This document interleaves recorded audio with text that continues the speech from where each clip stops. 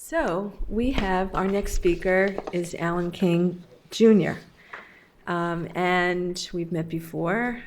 He's a wonderful speaker. Let me just give you a little bit of information about him. He's with his family, his kids. Alan is the father of two children, a 15-year-old son, Javon, and a 13-year-old daughter, Jania. I'm watching you. Okay. And in September of 17, Alan was diagnosed with prostate cancer that had metastasized to the bone. So that is called stage 4 cancer. Alan is doing well. He's very grateful for his team at NYU, and they work hard for him as well as others. Alan attends a cancer group at Cancer Care. He attends church and he sings in the choir, and his family is very supportive as well as his church family.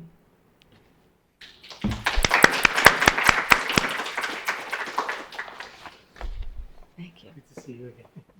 How are you? Okay. Good evening, everyone. I was here last year. I was asked to come in and speak. My doctor, he thought I would be, I don't know what he thought, because I don't know what I thought. Because I was really just 6 months into treatment, and I didn't even know which way it was going to go. Some people had told me when they saw my bone scan, my good friend of mine, he told me, "Did your doctors tell you to get your stuff in order?"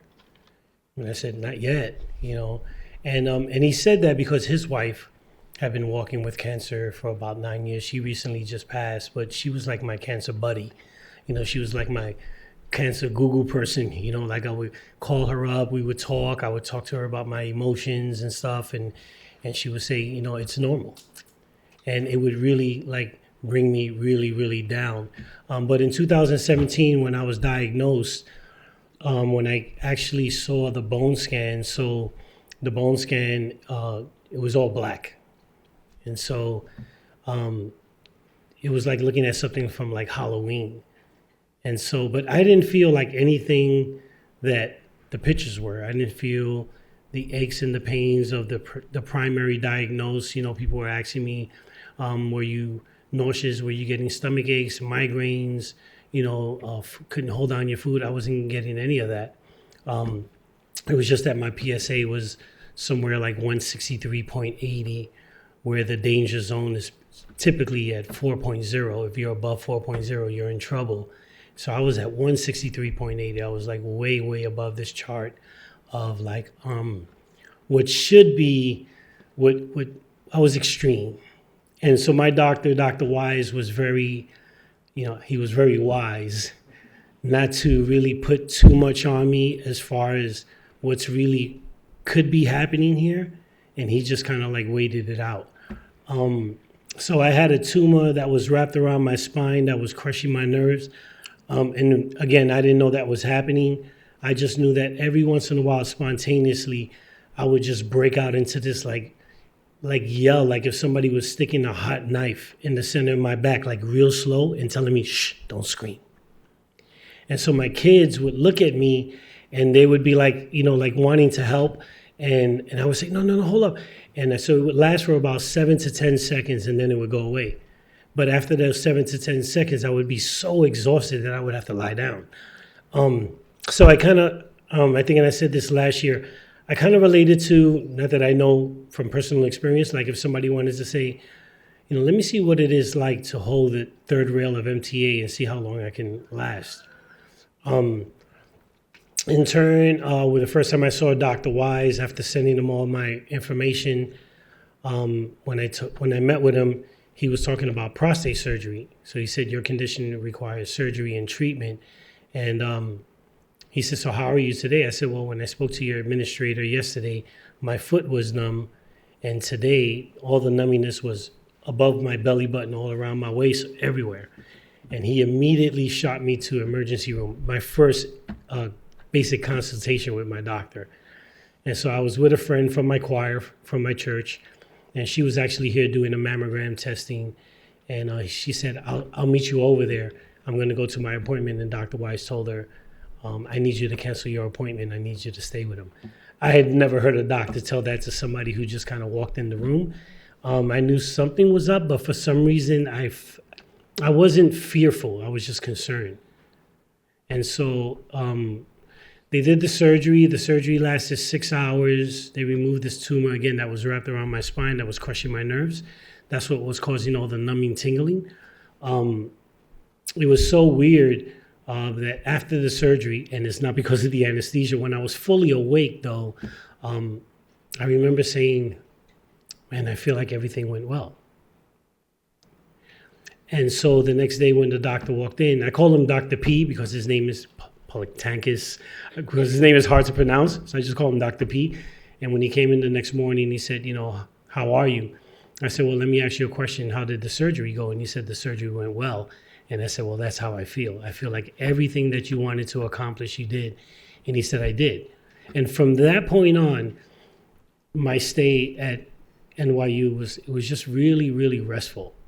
I didn't have like the Three Stooges running around the hallway. And, because, for people with cancer, when I realized that I have cancer, the last thing I needed to hear was confusion, because we're already confused, I needed a sense of peace. In turn, I contacted, my church choir, the director of music, and in turn, they immediately started praying. The elders at my church, for every 5 o'clock in the morning, they're always praying about something, but they added me to the list. So, every once in a while I would get like texts, we're praying for you this morning, we were praying for you. And it was so crucial for me as a person who, who wants to be living for God, to have a prayer life and all of a sudden feel like there was days that I couldn't pray. And so it was crucial that I had an army of people praying for me. It was really, really crucial for me. In turn, when I did get diagnosed from the urologist, I walked around the corner. I live in a residential area in Queens. Excuse me. And I couldn't pray. I'll be honest with you. I didn't have a prayer. I didn't have an oh God in me, anything. It was just numb, for those of you who know what I mean. You just really go numb. And so again, I wasn't in fear, but I was like, back then my children, my daughter Janaya, she was 13 and my son was 15, Javin. And the first thing I thought about was number, because they said to me, I said, well, what are we looking at? And in my mind, I was thinking treatment, and he answered me in life. And so he said, 5 years. And he said, if everything goes well, you might get 10. And I knew at that point, this guy's talking about lifespan. So I'm thinking like, man, graduation and stuff, like I may not see that. So as I walked around the corner, there was a lady, and I didn't see her at first, but she was singing these words. It says, God, my savior, God, my healer. Yes, he is. Yes, he is. And she kept singing it, but I couldn't see her. And so as I kept looking around, I was just thinking like, God, I don't know why that lady's singing it, but I know I need to hear it. And that was literally my prayer. And so I saw her sitting on the corner of the curb on the street, and I went up to her, and we started talking for a little bit. I introduced myself, and because, you just can't go up to anybody these days in New York, right? So immediately I said, ma'am, listen, I'm not trying to be funny, but I just got diagnosed with cancer. And I just put it all out on the table. And she's just sitting there listening to me. And I said, and I heard you singing this song. And I said, God, I don't know why this woman is singing this song, but I know, I need to hear it. And she had this like Cheshire cat smile on her face. And she stood up, tall woman, from sitting down all the way here. And she looked at me and she said, you see that man over there? That's my father. He's from the Dominican Republic. And my mother is also, and they were both pastors. So for me, and I'm like, wow, God, are you setting something up here? And she goes, my father has to leave in a couple of days because he has a church back in Dominican Republic. But my mother's staying with me. And the reason why she's staying with me and the reason why I just learned those 4 lines is because she was stage 4 cancer. I mean, to me, it was immediately like God situated me with somebody who was, who may not know how to carry the burden, but how like you walk together, they say there's strength in numbers. So God immediately met me. I didn't tell my children, still had tears in my eyes every once in a while, trying to be strong, when inside you're falling apart. And the next day, a friend of mine from my church, Rick, he always sends like these little quotes and, Bible scriptures and stuff. And 6:30 in the morning, you can count it like clockwork. And so my phone vibrates and I press it. And it was the video to the song that the lady was singing. And so for me, it was like God told me twice, I see you. And that gave me peace. That was like the beginning of knowing that I wasn't alone, even if I was. I don't come from a big family. I'm not married, I'm divorced. So my kids, we kind of share our time with each other. But, I have my church and I have my friends and even their mom and my mother, so it's been a rough journey. I think the emotions and the mental gymnastics that we go through is like kind of probably worse than the treatment sometimes. Since cancer, there's been like 3 people at my church in the choir with me, 3 males who have been diagnosed with cancer. And so now when we text each other and we say, how you doing? They already respond like, you already know. Because you can't really explain like how you feel. You can't really explain the high emotion of fear or loneliness or isolation or stigma. You can't really explain, how you think about death now and what's your day, knowing that tomorrow's not promised, but it sounds so much closer. You can't really explain that in turn. And I'm not saying everybody doesn't understand it, but it's like it's yours. And you got to learn how to walk with it. And I tell people that I'm not battling cancer, I'm just walking with it.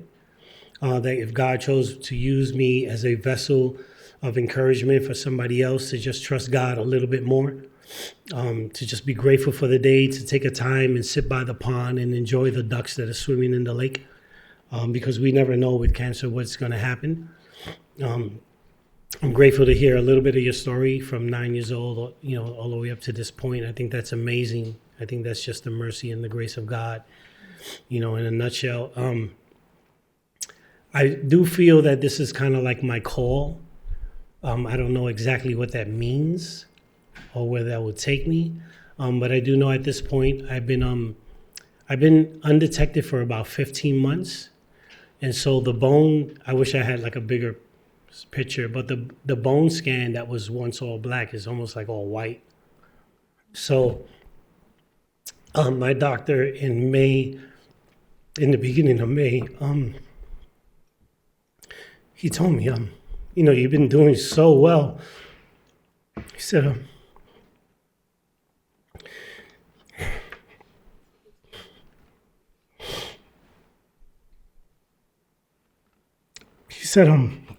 you've been doing so well. You never really had a setback. I don't really get side effects. I take 2 chemo pills every day.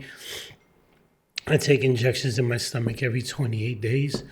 And it really kind of like burdens my heart because I don't get the side effects that I know a lot of people with cancer get.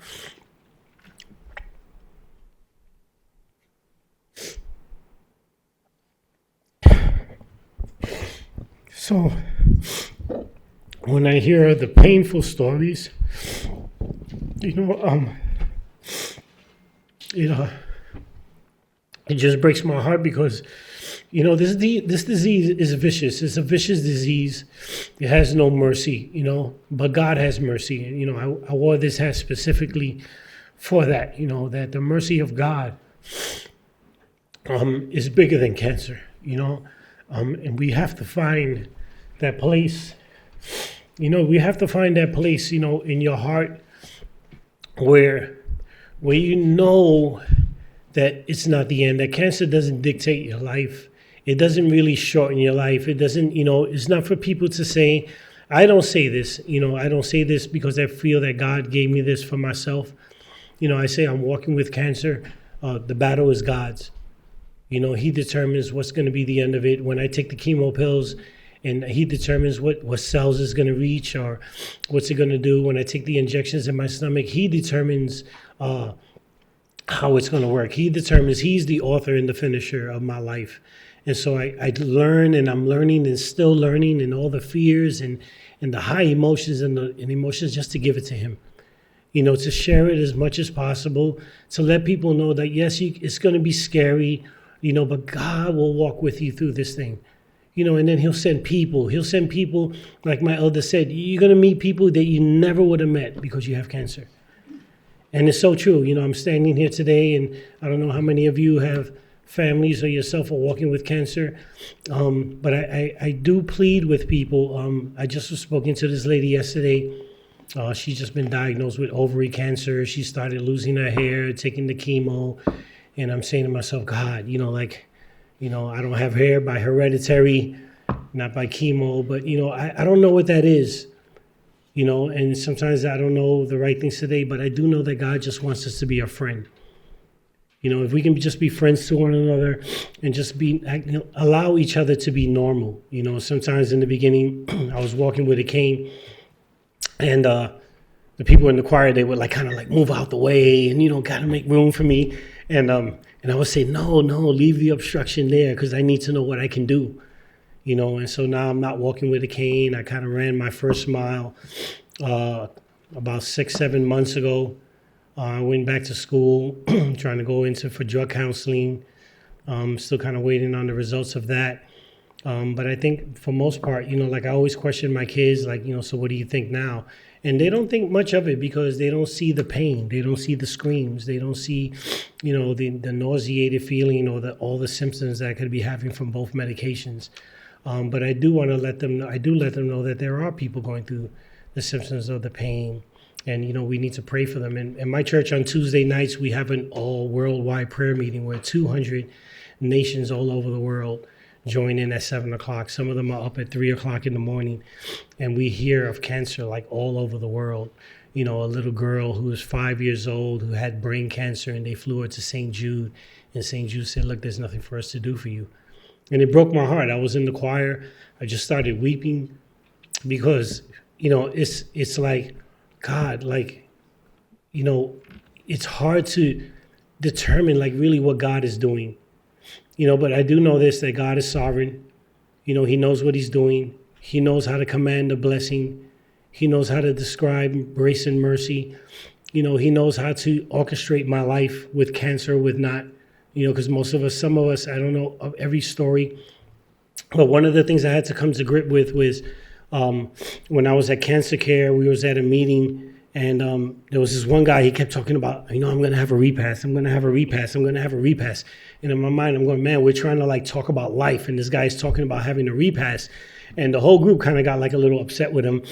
And I Googled how many people pass away every day, daily. And there's about a statistic of about 500,000 people that pass away for various reasons, whether it's stillborn, old age, Alzheimer's, aneurysms, whatever it may be. And at that particular point, I said, for every day that I live, I beat cancer. I'm not waiting for remission. I'm not waiting for the doctor. I have to know that my life every day is a miracle. Every day it's a miracle with cancer. Every day God has ordained my life to live, to share my life with somebody else. Dr. Wise told me, and I think I was about to say this, that in the beginning of May when I went for my injections and my follow-up, he said, I'm so impressed with everything that's going on with you. He said, I didn't know what was going to happen to you. So he told me that this year. I'm glad he didn't tell me that in the beginning because I would have been in more fear. He said, but if you're willing to come off the treatment, to really see where you're at, I stand behind you 100%. And so I was, again, faced with the question of, God, is this you? And so we shared a story. Again, I'm a Christian. I know he's a Jewish doctor under the Jewish religion. And so we started talking. And I said, Doc, I know you're a doctor. You're my doctor. I appreciate my team. I love my team. I talk about my team everywhere I go. I said, but when the people of Israel were standing on the rock and the Egyptians were coming to kill them, and Moses was standing there, he didn't know to raise his staff over the water. But when he got the word to raise his staff over the water, he still didn't know what was going to happen. And so he looks at me and he goes, so you're waiting on a word from God? And I said, I don't have a choice because I choose to live my life according to the word of God. And if he says, he who has begun a good work in you is faithful to complete it in the day of Christ Jesus. And so this is my story. It may be a little different from everybody, but it is what it is. And I don't want to be ashamed. I try not to. I'm going to be honest with you, I hate cancer. I hate what it does to families. I hate what it does, on TV. I hate what it does to children. I hate what it does to older people. It's just an enemy that comes in and it wreaks havoc. I hate what it does to people who don't have the insurance, to pay for the treatment. I really hate it. And it's not an angered hate. It's like, it just worries me, like when people can't get the treatment that they need because the government doesn't want to supply them the right insurance, So it's always a challenge for me when I hear somebody's been diagnosed with cancer, especially when it's within my circle. I don't come from a family that has cancer. We did a genetic testing. I questioned my mother. I questioned my cousins and everybody, and nobody's ever had cancer. So I guess I was the first. I don't know if that's like, graduating from college, first person to graduate from college. But, I find that if I can't laugh every day, then I'm going to die a little quicker. And so the other day I took my kids to the movies and we're walking down the street and I'm acting all silly. And he goes, "Man, Dad, you're embarrassing me." I was like, "And?" So I find that if I don't do that, I die a little quicker, And so, but I'm grateful. I'm really grateful for NYU. I'm grateful for the radiology, for my oncologist, for the radiation, for the surgery, for the chemo pills, for the injections. I'm grateful for all of you who are interested or walking with cancer or know somebody and just wants to be aware. My prayer is always with somebody who's just been diagnosed is like, God, they just need to be in one place. They don't need to be all over the place because we are already all over the place. And that's my story with cancer.